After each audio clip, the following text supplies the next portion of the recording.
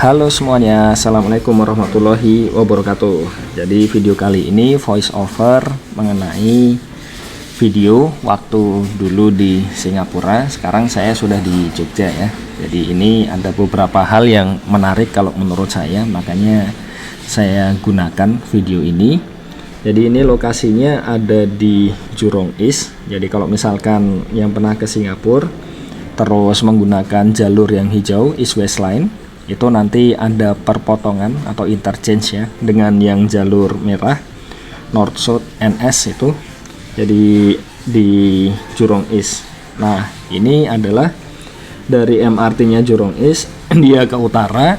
Jadi ini di atas ini adalah jalur kereta yang ke arah utara. Jadi kalau mau ke Yishun terus ke yang lain itu lewat sini ya, kalau misalkan menggunakan jalur yang hijau dulu kan, terutama kalau dari NTU lah. Jadi kalau misalnya dari NTU pengen ke arah utara menggunakan kereta, biasanya lewat rel yang di atas ini. Jadi bisa dilihat ini ada bis, dan cukup sering untuk bisnya yang datang ya. Jadi bisa 10 menitan, bisa 15 menitan.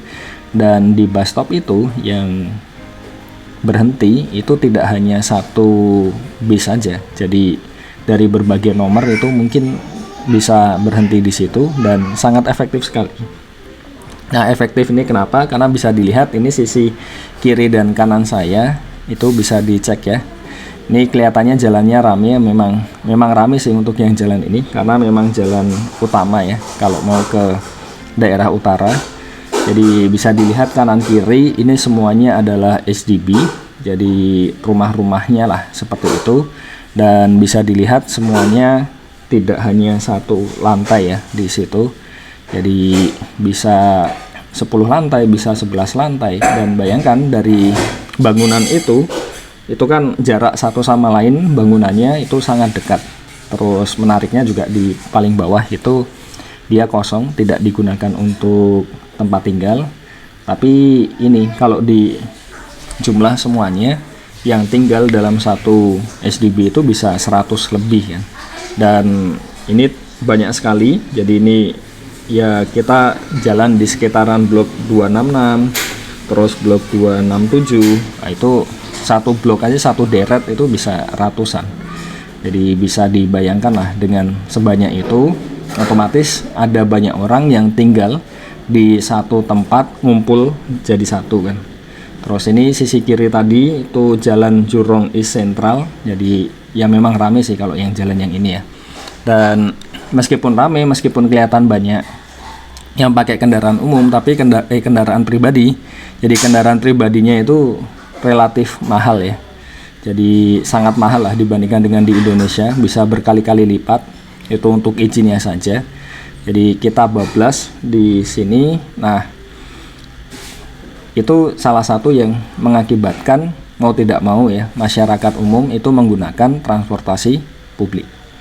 Jadi itu alasan pertama kenapa kok bisa jadi efektif ya, karena kendaraan pribadinya mahal sekali, motor mahal, mobil mahal kan.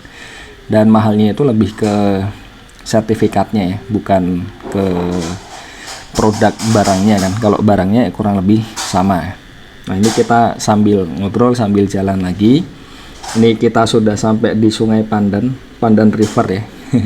Jadi bisa dilihat di depan situ ada jalan ramai sekali kan itu.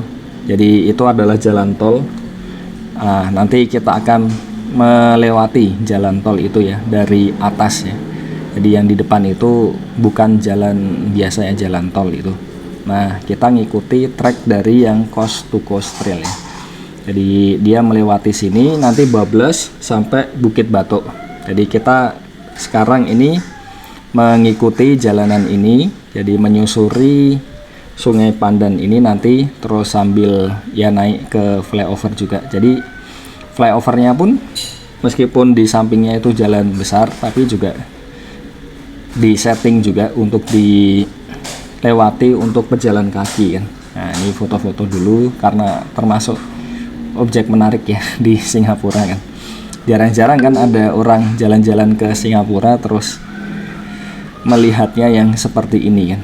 Kalau kita memang ya waktu itu benar-benar tinggal, jadinya ya menikmati lah hidden gemsnya yang ada di sana.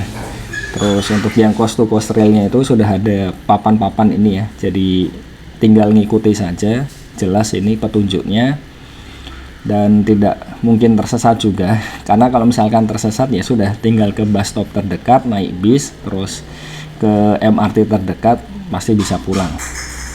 Nah ini kita ngikuti blok ini, jadi sisi kanan ini blok 273, jadi masih SDB juga. Nah tadi sudah dibahas alasan pertama karena mahal, harganya nggak masuk akal lah. Kalau pendapatannya tidak yang di atas 50 juta gitu, ya tentunya akan sangat kesulitan ya untuk bisa menggunakan kendaraan pribadi, khususnya mobil. Kalau motor relatif lebih murah, tapi kalau dibanding dengan di Indonesia ya tetap jauh lebih mahal, bisa 3 kali lipat kan. Nah terus selanjutnya tidak hanya itu, karena juga kendaraannya itu dibatasi yang saya tahu ya, jadi maksimal itu 10 tahun. Terus nanti setelah itu kalau mau dipakai lagi juga silahkan, tapi ada yang namanya pajak tambahan yang untuk inilah lingkungan lah, dan pajaknya itu mahal sekali. Jadi rata-rata itu memang ya kita lebih inilah, kalau penduduk sana yang saya tahu ya lebih prefer setelah 10 tahun itu dihancurkan kendaraannya kan. Terus itu tentunya sangat berbeda sekali dengan yang ada di kita. Jadi itu juga akan mendorong juga orang daripada menggunakan kendaraan pribadi, lebih baik menggunakan kendaraan umum. Jadi itu alasan yang kedua. Jadi kendaraan pribadinya pun sudah mahal, ada limitasinya. Dan tetap ya, meskipun ada limitasinya, tetap akan banyak. Jadi ada batas tertentu. Jadi sistemnya itu menarik ya. Ada satu kuota, jadi semakin banyak kendaraannya itu mendekati kuota tadi, untuk yang dibayarkan semakin mahal. Tapi kalau misalkan kuotanya masih cukup longgar, itu tidak terlalu mahal. Jadi ya pada akhirnya dengan sistem seperti itu, akan banyaknya kendaraan pribadi yang masuk ke jalan, itu tidak akan mungkin bisa melebihi kuota itu. Dan juga dia tidak akan terlalu sedikit juga, jadi bisa benar-benar dikontrol. Beda dengan yang ada di kita ya, jadi kasih pajak flat, terus semuanya bisa beli gitu kan, akhirnya ya semuanya numpuk di jalan. Jadi ya sudah, mau tidak mau ya mau menggunakan kendaraan umum pun juga agak-agak berpikir lagi kan. Nah itu alasan yang kedua kenapa kok bisa lebih efektif ya kendaraan umumnya di sana. Terus yang ketiga adalah seperti yang sudah dibahas dari tadi, ini rumah-rumahnya banyak sekali, dan meskipun banyak tapi bisa dikatakan satu sama lain itu relatif pendek jaraknya ya. Jadi ini satu putaran ini itu sekelilingnya itu kan ini ya, ada bus stopnya ya. Jadi dari yang kita ini tadi ya, jalan tadi ya, sampai sini itu kan satu kotaan lah ibaratnya. Terus di sisi kanan kirinya itu ada bus stop. Jadi bisa dibayangkan kalau yang tinggal di sini bisa 500 lebih, ya kan? Satu kotaannya loh, maksudnya bukan satu bangunannya. Jadi satu wilayahnya. Nah, itu kan otomatis yang membutuhkan kendaraan umum kan juga banyak ya. Dan ketika ditaruh satu bus stop, yang ingin naik dari bus stop itu ya tentunya akan banyak. Berbeda dengan yang ada di Indonesia, khususnya di Jogja sendiri lah yang saya lihat ya, di Trans Jogja itu ya, karena hampir semuanya itu kan ini ibaratnya dia landed house ya, jadi rumah tapak kan. Dan ya satu rumah itu paling berapa orang sih yang tinggal kan, paling 3, 4 atau 5 kan. Terus jarak satu sama lain juga kadang-kadang masih ada jeda, kadang ada yang mepet. Tapi kalau misalkan di total dibanding dengan yang satu wilayah yang ada di sini, itu jauh lebih sedikit. Nah, jadi mungkin di area yang sama, kalau misalkan kita di Jogja, ya menampungnya mungkin sekitar 100-an lah, mungkin ya. Dan itu rata-rata juga pada punya motor kan. Nah, kalau di sini bisa dibayangkan bisa 500-an satu wilayah itu, dan rata-rata tidak punya kendaraan pribadi. Jadi ya sudah, mau tidak mau ya mereka jadi menggunakan kendaraan umum. Nah ini kita mau naik ke flyovernya. Jadi ini kita di bawahnya ini ya, di bawahnya jalan tol. Terus kita masih nyari, nah itu di depan itu. Jadi depan itu nanti naik ke jalan tolnya, lihat pemandangannya juga ya. Jadi ini salah satu yang menarik sih kalau menurut saya dari negara ini kan. Memang benar-benar dibuat lingkungannya itu ramah lah untuk pejalan kaki ya. Terus ini sebenarnya juga kalau lihat dari jalurnya ya, ini andaikan ada yang mungkin disable gitu, terus mau ya jalan-jalan juga tentunya ditemani ya, terus pakai kursi roda itu juga masih bisa kan, karena di sini bisa dilihat dari tadi kan tidak ada tangganya kan. Jadi seperti itu, terlepas ya kalau bersepeda nggak boleh ya lewat yang di sini tadi. Ini pemandangan dari atas dari flyover. Jadi ini To Guan flyover. Ini di dekatnya blok 276 ya, SDB-nya To Guan. Nah ini bisa dilihat pemandangannya kanan kiri itu menarik sekali, bagus sekali. Dan saya suka ketika di sisinya ini ada bunga-bunganya. Terus saya masih ingat ya ketika awal sebelum kuliah, atau mungkin ketika kuliah awal pernah diajak makan oleh salah satu profesor ya. Nah itu ditanya ya, kenapa kok bunga-bunganya itu sepanjang waktu selalu mekar kan? Karena memang sudah dimodifikasi, dipotong. Jadi kalau misalkan kita ingin juga bermekaran, nah itu kita juga harus rela ya untuk memotong ya, dari diri kita sendirian. Jadi maksudnya itu ya motong waktu luang kita untuk lebih kerja keras dan sebagainya. Itu salah satu pesan lah yang sangat bagus. Nih kita jalan di samping ini jalan, ya ini jalan biasa, bukan yang di flyovernya tadi ya. Jadi ini jalan biasa, flyovernya tadi di sebelah utaranya. Jadi kita nggak benar-benar lewat ini ya. Dan jalanan ini itu dia ini lewatin flyovernya. Jadi nanti akan kelihatan lah flyovernya di sini. Oke, jadi mungkin itu, dan tambahannya adalah yang pasti kalau dari sisi transportasi publiknya itu memang benar-benar terkoneksi. Jadi ini alasan keempat ya. Jadi terkoneksi sampai ke pelosok-pelosok pun juga dikasih kan. Dan jedanya itu tidak yang nggak wajar juga. Jadi contohnya kalau misalkan ada beberapa titik yang jarang ada yang ke situ, itu tetap ada bis yang ke situ meskipun ya setengah jam sekali ya. Jadi jedanya masih wajar kan, setengah jam atau mungkin 1 jam gitu kan. Jadi orang masih oke lah untuk menunggu tuh. Jadi karena terkoneksi, kita naik train terus meskipun penyediaannya beda kan, tapi kartunya kan tetap sama kan. Nah itu jauh lebih memudahkan ya. Nah ini yang jalan tolnya tadi. Jadi ini bagus sekali pemandangannya jalan tolnya. Dan seperti yang bisa dilihat, mobil pribadi pun banyak. Jadi masih banyak.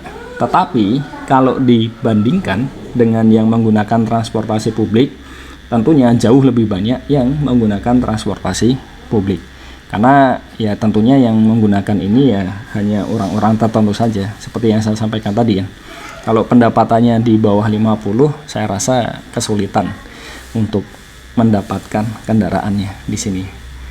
Oke, jadi kembali ke topik ya. Alasan keempat tadi, jadi karena terkoneksi dan memang diperhatikan betul koneksinya, jadi mau kemana-mana bisa. Makanya kalau kita jalan-jalan ngasal, itu nggak takut untuk tersesat, nggak takut untuk nggak bisa pulang, karena ya pasti ada bus stop di situ, pasti bisa mendapatkan train station yang dekat juga kan. Jadi enak lah kalau dalam artian begini ya, kalau misalkan kita tidak punya kendaraan pribadi, kita masih bisa kemana-mana. Nah itu kata kuncinya.